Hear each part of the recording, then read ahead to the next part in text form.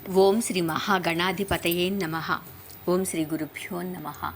ఓం శ్రీ సాయినాథాయ నమ.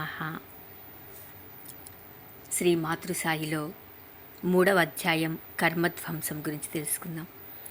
మనము ఎంతో పుణ్యం చేసుకుంటేనే మనకి మానవ జన్మ లభించింది. ఎందుకంటే ఏ ఇతర జంతువులలో లేని ప్రత్యేకత భగవంతుడు మనిషికిచ్చాడు. అదేంటంటే బుద్ధి, విచక్షణ. అంటే బుద్ధిని ఉపయోగించి మంచి చెడులకు మధ్యన ఉన్న తేడాను గుర్తించగలిగిన విచక్షణ కేవలం మనిషికి మాత్రమే ఉంది.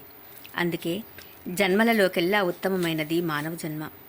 అయితే ఈ పుణ్యంతో పాటు గత జన్మలలో చేసిన పాపకర్మలు మనను ఈ జన్మలో కూడా వెంటాడుతాయి. వాటిని మనం అనుభవించవలసిందే తప్ప వాటి నుంచి తప్పించుకునే మార్గం మాత్రం లేదు. ఎందుకంటే అనుభవిస్తేనే ఆ కర్మ తీరిపోతుంది. లేకపోతే వచ్చే జన్మలో కూడా అది మనను వదలదు. అది మంచి కర్మైనా చెడు కర్మైనా మనం దాని నుంచి తప్పించుకోలేము. మంచి కర్మ చేస్తే మంచి ఫలాన్ని, చెడు పనులు చేస్తే చెడు ఫలితాలు, దానివల్ల కష్టాలు మనకు తప్పవు. అయితే ఇంతగా తప్పించుకోలేని చెడు కర్మ నుంచి మనను సురక్షితంగా కాపాడగలవాడు సద్గురు సాయినాథుడొక్కడే. భక్తుల భావాన్ని బట్టి, విశ్వాసాన్ని బట్టి ఫలితం ఉంటుంది. భావన ఎలా ఉంటే ఫలితం అదే విధంగా ఉంటుంది. విశ్వాసం ఎంతగా ఉంటే బలం అంతగా ఉంటుంది. దీనివలన అంతఃకరణాన్ని ప్రేమమయం చేసుకుంటే జ్ఞానం అంత నిర్మలంగా ఉంటుంది. సద్గురు సాయి వచనాలు ఎన్నడూ అసత్యం కావు. భవభయ కర్మలన్నీ తొలగిపోయి మాతృసాయి సహాయంతో ఆ కర్మను సుకర్మగా మలుచుకోవచ్చు. బాబా అనేక సందర్భాలలో అనేక మందిని ఈ చెడు కర్మ నుంచి తప్పించి వారి కర్మలను ధ్వంసం చేసి వారిని పాప విముక్తులను చేసిన సందర్భాలు షిరిడీలో కోకొల్లలు. అసలు బాబా అవతార ప్రాముఖ్యం ఇదే. అందుకే బాబా ఈ భూమిపై అవతరించి భక్తుల కష్టాలను గట్టెక్కించి వారి మంచికి తోడ్పడ్డారు. కేవలం తన కంటి చూపుతోనో, నోటి మాటతోనో, ఊదితోనో ఇలా అనేక రకాలుగా భక్తుల కర్మలను తీసివేసిన సంఘటనలను ఇప్పుడు తెలుసుకుందాం. గోధుమలు విసిరిన కథ. ఈ సాయి సచ్చరిత్ర రచయిత అయిన హేమాత్ పంత్ 1910 సంవత్సరంలో ఒకసారి ప్రొద్దున్నే ద్వారకామాయికి వెళ్ళేసరికి అప్పుడే ముఖం కడుక్కుని బాబా ఒక చేట నిండా గోధుమలు తీసుకుని నేల మీద గోనెపట్టా పరుచుకొని తిరుగలిలో గోధుమలు కొంచెం కొంచెం పోసుకుని మెల్లమెల్లగా విసరడం ప్రారంభించారు. ఇది చూసిన హేమత్ పంత్కి ఎంతో ఆశ్చర్యం వేసింది. ఎందుకంటే బాబాకు ఇల్లు కానీ పిల్లలు కానీ లేరు. అటువంటప్పుడు బాబాకు ఈ గోధుమ పిండితో ఏం పని అని రకరకాలుగా ఆలోచిస్తూ నిలబడిపోయాడు. ఈ సంగతి నెమ్మదిగా ఊళ్ళో అందరికీ తెలిసిపోయింది. ఈ వింతను చూడటానికి గుంపులు గుంపులుగా జనాలు రావడం ప్రారంభించారు. ఈ విషయం అందరికీ ఆశ్చర్యంగా ఉన్నప్పటికీ ఏ ఒక్కరికి కూడా బాబాను ప్రశ్నించే ధైర్యం మాత్రం లేదు. అందుకే ఎంతమంది వచ్చినా అందరూ దూరంగా నిలబడి చూస్తున్నారే తప్ప బాబా దగ్గరికి మాత్రం ఎవ్వరూ వెళ్ళలేదు. అయితే సాయి మాత్రం ఈ హడావుడిని ఏమాత్రం పట్టించుకోకుండా తాను చేయాలనుకున్న పనిని దీక్షగా చేసుకుంటూనే ఉన్నాడు. ఇంతలో 4 స్త్రీలు ధైర్యం చేసి మసీదు లోపలికి వెళ్ళి బాబాను పక్కకు జరిపి వాళ్లే విసరడం ప్రారంభించారు. అలా విసిరేటప్పుడు ఆ ఆడవాళ్లు బాబా లీలలను, మహిమలను చెప్పుకుంటూ పనిచేస్తున్నారు. మొదట ఆ స్త్రీలు తిరగలు తీసుకున్నప్పుడు బాబాకు కోపం వచ్చినా కూడా తనకు నష్టం కలిగించకూడదనే మంచి ఉద్దేశంతో వాళ్ళు ముందుకు రావడం వలన వాళ్లకు తనపై ఉన్న ప్రేమకు సంతోషించి వాళ్ళని ఏమీ అనలేదు. అలా విసరడం పూర్తి చేసేటప్పుడు ఆ స్త్రీలు బాబాకు ఇల్లు పిల్లలు లేరు, ఆయన భిక్షాటంతోనే జీవిస్తారు కదా, వారికి వంట చేయాల్సిన అవసరం కానీ గోధుమ పిండి దాచాల్సిన పని కానీ లేదు. కాబట్టి బాబా తమ కోసమే ఈ పిండిని విసురుతున్నారనుకుని 4 స్త్రీలు ఆ పిండిని 4 భాగాలుగా చేసి ఒక్కొక్కళ్ళు ఒక్కొక్క భాగం పంచుకుంటున్నారు. అప్పటి వరకు నిశ్శబ్దంగా ఉన్న బాబా ఒక్కసారిగా లేచి కోపంతో వాళ్ళని, ఎవరబ్బా సొమ్మనుకుని మీరు ఈ పిండిని తీసుకెళ్తున్నారు అని అడిగి తాను వాళ్ళకేమీ బాకీ లేనప్పుడు వాళ్ళు ఈ పిండిని ఎందుకు తీసుకుంటున్నారని కేకలేశారు. అలా బాబా ప్రశ్నించేసరికి ఆ స్త్రీలకు తాము చేసిన తప్పేమిటో తెలిసి సిగ్గుపడ్డారు. అప్పుడు బాబా వాళ్లతో ఆ పిండి మొత్తం తీసుకుని ఊరి బయట 4 దిక్కులా చల్లి రమ్మనమని వాళ్ళని పంపించారు.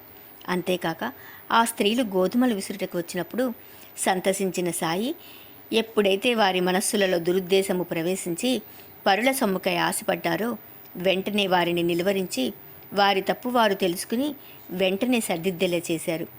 ఈ కథ వలన పరాయి సొమ్మును తాకను కూడా తాకరాదనే సంగతిని బాబా నిరూపించారు. ఇదంతా జాగ్రత్తగా గమనిస్తున్న హేమత్ పంత్కు అసలు జరుగుతున్నదేమిటో అర్థం కాలేదు. అన్ని గోధుమలు బాబా విసరడం ఒక వింతైతే, విసిరిన గోధుమ పిండిని ఊరి బయట చల్లించడం ఇంకొక వింతగా ఉందని, దీని అర్థమేమై ఉంటుందని ఊరి వాళ్ళని అడిగాడు. అప్పుడు వాళ్ళు ఊళ్ళో కలరా జ్వరం ఉందని, దానిని బాబా విసిరి ఊరి అవతల పడేశారని చెప్పారు. వాళ్ళు చెప్పినట్లుగానే అప్పటి నుండి ఊళ్ళో కలరా తగ్గింది. ఒకసారి ఒక చర్య ద్వారా ఒక మనిషి కర్మను తీసేయడం కాక, కేవలం ఒకే ఒక చిన్న చర్య ద్వారా మొత్తం ఊరి వాళ్లను కర్మను కష్టాన్ని తొలగించడం అంటే మాటలా? అది కేవలం నిస్వార్థులైన యోగులకే సాధ్యం. గొప్ప యోగీశ్వరుడైన సాయి తాను చేయదలుచుకున్న ఉపకారాన్ని ఈ విధంగా నిశ్శబ్దంగా చేసేవారు. వారు తాను ఊరి వాళ్లకు ఈ రకంగా మేలు చేస్తున్నట్లు కనీసం పెదవి విప్పి చెప్పను కూడా చెప్పలేదు. బాబా సాహచర్యాన్ని, వారి లీలలను గత 50 సంవత్సరాలుగా తెలుసుకున్న షిరిడీ ప్రజలే ఆ సంగతి గ్రహించగలిగారు. ఇదంతా విన్న హేమత్ పంత్ అప్పటికప్పుడే ఒక స్థిర నిర్ణయానికి వచ్చాడు. బాబా ఈ లీలలన్నింటినీ ఒక పుస్తక రూపంలో రచయించినట్లయితే బాబాను చూడలేని వాళ్ళు కూడా బాబా వలన మేలు పొందాలని, అందరూ కూడా బాబా లీలల్లో తరించాలని ఈ గ్రంథరచనకు పూనుకున్నాడు. బాబా పలుకులు, బోధలు, లీలలు బాబా భక్తులకు ఆనందం కలగచేస్తాయని అనుకున్నాడు. అయితే హేమత్ పంత్ ఈ పనికి తనకు అర్హత లేదని కూడా అనుకున్నాడు.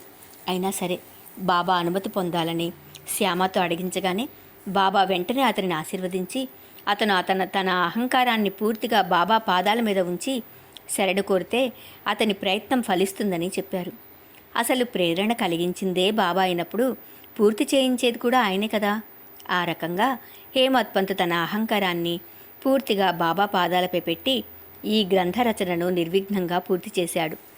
గోధుమలు విసరడం అన్న చిన్న లీలతో బాబా అటు ఊరి వాళ్ల కలరాను తగ్గించడమే కాకుండా చిరస్థాయిగా నిలిచిపోయి ఎందరినో తరింపచేసే బాబా లీలలనే గ్రంథాన్ని రాయడానికి సంకల్పాన్నిచ్చి పూర్తి చేయించారు. కాబట్టి బాబా చేసే ప్రతి పని వెనక, ప్రతి మాట వెనక ఎంతో అర్థం ఉంటుంది. దానిని గ్రహించగలిగిన బుద్ధి, ఆలోచన మనకు ఉండాలంతే. ఆ రకంగా గోధుమలు విసురుట వలన అప్పటి కలరా వ్యాధి కాక నేటికి మానవ జాతిని పట్టి పీడిస్తున్న అనేక మానసిక, లౌకిక ఇబ్బందుల నుంచి మనను సురక్షితంగా బయటపడవేసే సచ్చరిత్ర తయారైంది. ఇక భిక్షాటన. బాబా తన జీవితకాలమంతా షిరిడీలో భిక్షాటనతోనే గడిపారు. అయితే బాబా భగవంతుడైనప్పుడు భిక్షాటనతో ఎందుకు జీవించారనే అనుమానం వస్తుంది. ఎవరైతే ధనము, కీర్తి, సంసారాల మీద ఆసక్తి లేక సన్యసిస్తారో వాళ్లకు ఇల్లుండదు. వాళ్ళు వంట ప్రయత్నాలు చేసుకోలేరు. కాబట్టి వారికి భోజనం పెట్టే బాధ్యత గృహస్థల మీద ఉంటుంది. బాల్యం నుంచే బ్రహ్మచర్యాన్ని పాటిస్తూ సన్యసించిన బాబాకు ఈ ప్రపంచమంతా ఆయన ఇల్లే. కాబట్టి బాబాకు భిక్ష చేసే హక్కుంది. బాబా భిక్షను ఏ రకంగా ఎందుకు చేసేవారో చూద్దాం. ప్రతి ఇంట్లోనూ వంట చేసేటప్పుడు మనకి తెలియకుండానే మనం 5 తప్పులు చేస్తాం. అవేమిటంటే దంచడం, విసరడం, పొయ్యి వెలిగించడం, పాత్రలు తోమడం, ఇల్లు ఊడవడం. ఈ పనులన్నీ చేసేటప్పుడు అనేక క్రిమికీటకాలు మన వల్ల చనిపోతాయి. ఆ పాపం మనకు తప్పనిసరిగా వస్తుంది. అందుకే బాబా ఇంటింటికి భిక్షకు వెళ్ళి వాళ్ళ పాపాలను వాళ్లకు తెలియకుండానే తాను తీసేసేవారు. పైకి చూడటానికి బాబా భిక్ష చేసి వాళ్ళ పదార్థాలను తీసుకుంటున్నట్లుగా ఉంటుంది. కానీ నిజానికి బాబా తీసుకునేది వాళ్ళ పాపకర్మలను. బాబా భక్తులకు ఈ విషయాలేవీ తెలియకపోయినా కూడా వాళ్ళు తెలియకుండా చేసిన పాపాలు వారికి తెలియకుండానే పోయాయి. ఈ పాపాలు పోవడానికి వాళ్ళు ఎక్కడికి వెళ్ళకపోయినా బాబానే వాళ్ళ ఇంటి ముందుకు వచ్చి నిలబడి మరీ వాళ్ళ పాపాలను తొలగించారంటే ఇంతటి అదృష్టం యోగి వల్ల వాళ్ళ భక్తులకు దక్కుతుంది. ఇంతకన్నా భాగ్యమేమున్నది? ఆ రకంగా తన ఊరి ప్రజల కర్మలను ధ్వంసం చేయడంలో సాయి స్వయంగా నడుం బిగించి నిర్వహించేవారు. ఇక డాక్టర్ పిళ్ళే. షిరిడీలో పిళ్ళే అని డాక్టర్ ఉండేవాడు. అతనంటే బాబాకు చాలా ఇష్టం. బాబా అతనిని అన్నా అని పిలిచేవారు. ప్రతిరోజు పొద్దున్న సాయంత్రం క్రమం తప్పకుండా పిళ్ళే బాబా దగ్గరికి వెళ్ళేవాడు. బాబా ప్రతిరోజు అతని క్షేమం అడిగి తెలుసుకునేవారు. ఒకసారి ఈ పిళ్ళేకు కాలి మీద నారు కురుపు మొదలైంది. అలా ఒకటికొకటిగా 7 కురుపులు లేచి వాటి బాధ భరింపరానంతగా తయారైంది. ఈ బాధతో అతను బాబా స్మరణ కూడా చేయలేకుండా ఉన్నాడు. ఇక దర్శనం ప్రసక్తి లేనే లేదు. అప్పుడు అతను ఎంతో దుఃఖంతో కాకాసాహెబ్తో ఇలా చెప్పాడు, ఈ బాధ భరించడం ఇక తన వల్ల కాదని, దీనికన్నా చావు మేలనిపిస్తోందని, కానీ గత జన్మ కర్మను అనుభవించక తప్పదని, దానిని తప్పించుకోలేమన్న సంగతి కూడా తనకు తెలిసినని చెప్పాడు. కాబట్టి బాబా దయ ఉంచి ఈ కర్మను 10 జన్మలకు పంచిపెట్టమని, ఒక్కొక్క జన్మలో కొంచెం కొంచెంగా ఈ కర్మను పూర్తిగా అనుభవిస్తానని బాబాకు దీక్షితితో కబురు చేశాడు. దయనీయ స్థితిలో ఉన్న పిళ్ళే ప్రార్థన బాబా మనసు కరిగించింది. అతని బాధను పూర్తిగా తీసివేయాలని బాబా నిర్ణయించుకొని దీక్షిత్తో పిళ్ళేను ధైర్యంగా ఉండమని చెప్పమన్నారు. అంతేకాకుండా 10 జన్మల పాప కర్మాలను 10 రోజులలో తీసేయగలిగిన సమర్థత కలిగిన తానిక్కడుండగా అతను 10 జన్మల వరకు ఈ పాపకర్మను మోయాల్సిన అవసరం లేదు అని చెప్పారు. ఎవరైనా సరే వెంటనే వెళ్ళి పిళ్ళేను వీపు మీద ఎక్కించుకొని ద్వారకామాయికి తీసుకురావాల్సిందని చెప్పారు. అటువంటి స్థితిలో ఉన్న పిళ్ళేను వీపు మీద ఎక్కించుకొని ద్వారకామాయిలో బాబా ముందర కూర్చోపెట్టారు. బాబా పిళ్ళేను కాళ్ళు చాపుకొని కూర్చోమన్నారు. తర్వాత బాబా పిళ్ళేతో అన్ని కర్మలను మోసే అల్లా మాలిక్ మీద మొత్తం భారం వేసి దైవస్మరణలో ఉంటూ సద్గురు చరణాలను సంపూర్ణంగా ఆశ్రయిస్తే ఆ దైవలీల అర్థమవుతుంది అని చెప్పారు. తర్వాత బాబా పిళ్ళే కాలికి నానా కట్టించిన కట్టును విప్పించేసి, పిళ్ళేతో ఇప్పుడు ఒక కాకి వచ్చి నీ కాలును పొడుస్తుంది, అప్పుడు నీ బాధ తగ్గిపోతుందని చెప్పారు. ఇంతలో ద్వారకామాయిలో ప్రతిరోజు దీపాలు తుడిచే అబ్దుల్ దీపాలు తుడవటం కోసం వచ్చాడు. మసీదు అసలే చిన్నది. అక్కడున్న భక్తులే కాకుండా పిళ్ళే కాళ్ళు చాపుకొని కూర్చుని ఉండటంతో అబ్దుల్కు తన పని చేసుకోవడానికి అక్కడంతా ఇరుకుగా అనిపించింది. అతను ఎంతో శ్రద్ధగా దృష్టినంతా దీపాల మీద ఉంచి ఒక్కొక్క దీపాన్ని తుడుచుకుంటూ వస్తూ ధ్యాసంతా దీపాల మీద ఉంచడం వల్ల పిళ్ళే కాలును గమనించకపోవడంతో అబ్దుల్ కాలు వెళ్ళి పిళ్ళే కాలు మీద పడింది. అసలే నొప్పితో బాధపడుతున్న కాలు మీద ఒక్కసారిగా బరువు పడేసరికి పిళ్ళే గట్టిగా అరచి బాధను ఓర్చుకోలేక ఏడవటం మొదలుపెట్టాడు. నారు కురుపులు పగిలిపోయి దానిలో ఉన్న 7 పురుగులు ఒక్కసారిగా బయటపడ్డాయి. భరించరానంత నొప్పితో బాధపడుతున్నప్పటికీ పిళ్ళే బాబానే ప్రార్థిస్తూనే ఉన్నాడు. కురుపులు పగిలిపోవడం వల్ల కొంతసేపటికి పిళ్ళే నొప్పి తగ్గడం ప్రారంభించింది. అప్పుడు అతను నవ్వడం మొదలుపెట్టాడు. బాధకి ఏడుపు అది తగ్గుతున్నందుకు నవ్వు పిళ్ళేకు రెండూ ఒకేసారి రావడం ప్రారంభించాయి. అప్పుడు బాబా అక్కడున్న వారితో మన అన్న బాధ తగ్గి నవ్వుతున్నాడు అని నవ్వారు. అప్పుడు పిళ్ళే బాబాతో కాకి ఎప్పుడు వస్తుందని అడిగాడు. బాబా అతనితో అబ్దులే ఆ కాకి అని, ఇక ఏ కాకి రాదని చెప్పి అతని వాడాకు వెళ్ళి హాయిగా పడుకోమని చెప్పారు. 10 రోజులు ఊదీని ఆ కురుపుపై రాసి ఊదీని నీళ్లలో కలిపి తాగమని చెప్పారు. పిళ్ళే ఆ రకంగానే చేసి కేవలం 10 రోజులలో ఎటువంటి మందులు వాడకుండానే తన కురుపును నయం చేసుకోగలిగాడు.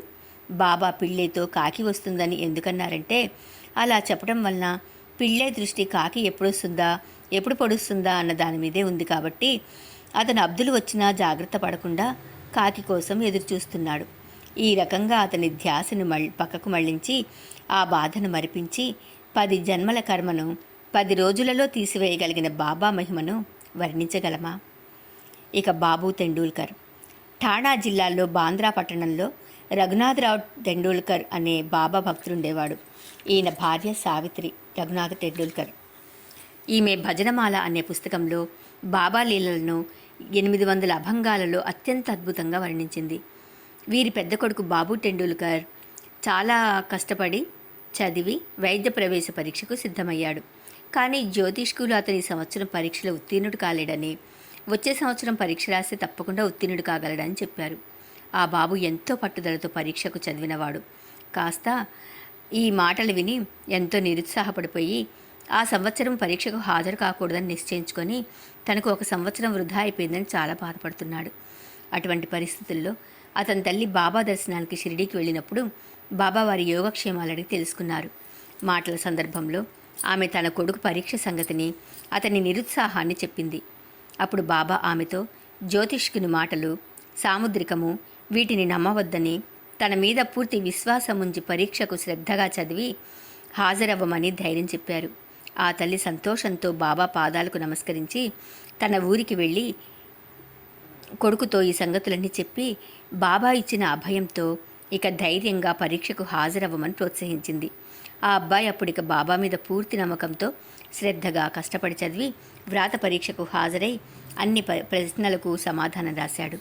తను పరీక్ష బాగా రాసినప్పటికీ బాబా మాటలందు విశ్వాసం ఉన్నప్పటికీ కూడా తన గ్రహస్థితి అంత తొందరగా మారుతుందా అన్న అనుమానం అతనిని వదలలేదు. అందుకే వ్రాత పరీక్షా ఫలితాలు వచ్చాక అతను కనీసం తాను ఉత్తీర్ణుడు అయ్యాడో లేదో కూడా చూసుకోలేదు. అందుకే అతను నోటి పరీక్షకు హాజరు కాలేదు.